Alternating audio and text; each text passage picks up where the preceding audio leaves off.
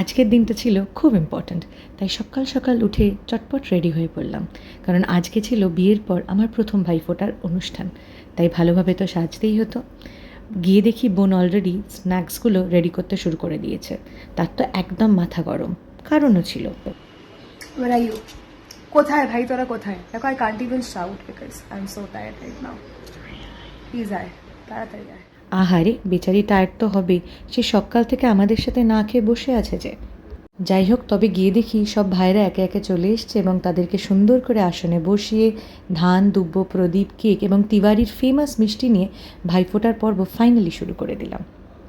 একে একে প্রত্যেককে ফোঁটা দিলাম এবং তাদের ধান দুব্ব দিয়ে আশীর্বাদ করে তাদের জীবনের শুভকামনা করলাম।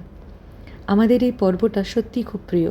সারা বছর আমরা ভাই বোনের অপেক্ষা করে থাকি আজকের দিনটার জন্য।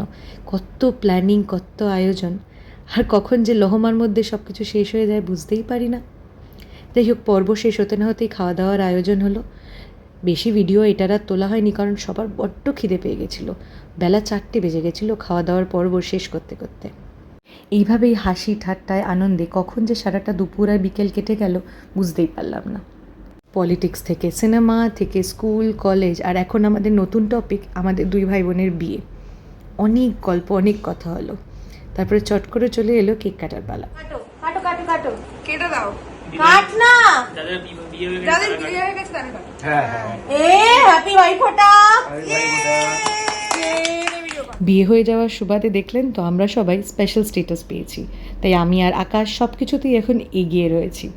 তা এই খাওয়া দাওয়ার পর্ব শেষ করে এলো ছবি তোলার পর্ব, যেটা সব থেকে ইম্পর্ট্যান্ট, কারণ এই মেমোরিগুলোই তো সারা জীবন আমাদের সাথে থাকবে। বোন তো ওদেরকে ছাড়তেই চাইছিল না, কিন্তু অনেকটা রাত হয়ে গেছিলো, তাই আমরা আবার ভালোভাবে গ্রুপ হাগ করে অনেক রকমের অনেক পোজে ছবি তুললাম, যাতে এই দিনটা খুব স্পেশাল করে রাখতে পারি। অ্যান্ড দেন আমাদের সিগনেচার পোজ ছিল হলো, সরি জানি একটু বেশি জোরেই হয়ে গেছে ভলিউমটা, বাট ওই যে মনের আনন্দটা আমাদের স্বভাবে ভাষায় পরিস্ফুট হচ্ছিল। ভাইদের অটোতে তুলে দিয়ে প্রমিস করলাম পরের বছর আবার এরম মজা করব। আর অদূর অপেক্ষায় রয়ে গেলাম পরের বছরের ভাইফোঁটার জন্য।